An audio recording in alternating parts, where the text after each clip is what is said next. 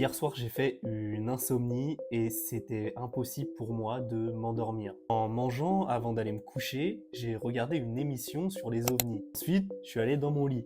J'étais là, tout seul, sous ma couette. Il faisait un noir total, je voyais quasiment rien et il n'y avait aucun bruit. Je sais pas si ça te l'a déjà fait, mais j'étais là tout seul et il commençait un peu à avoir une atmosphère qui était pesante et qui était en fait finalement créée de toutes pièces par moi-même, tu vois, parce qu'il se passait rien dans cette chambre. Mais je sais pas si ça vous est forcément déjà arrivé de vous monter la tête petit à petit. Parce que justement, par exemple, comme moi, vous avez vu une émission sur quelque chose qui vous fait entre guillemets un peu peur juste avant d'aller vous coucher. En parlant de peur, moi, j'ai pas forcément cette peur des ovnis, justement. Je trouve ça même plutôt fascinant. J'ai l'habitude de regarder des émissions, que ce soit à la télé ou même maintenant beaucoup plus sur YouTube, sur toutes ces choses-là. Et même que parfois, j'aime bien me faire la réflexion qu'on en connaît tellement peu sur notre monde actuel que pourquoi on devrait s'interdire de penser à d'autres choses qui n'existeraient pas. Par exemple, les océans, on connaît même pas forcément ce qu'il y a dans nos propres fonds marins. Alors un endroit aussi vaste que l'espace, moi personnellement, ça me fait froid dans le dos, mais en même temps, j'ai cette fascination pour l'inconnu. Il y a par exemple en France un organisme qui s'appelle le GEPAN, qui répertorie des enquêtes officielles qui sont menées par des enquêteurs sur les phénomènes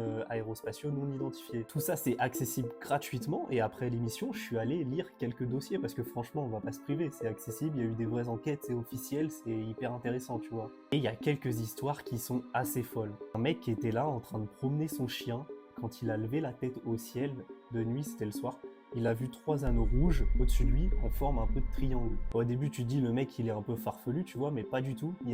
Les enquêteurs, ils font des tests psychologiques, etc. Même ils sont des fois en collaboration avec certains laboratoires.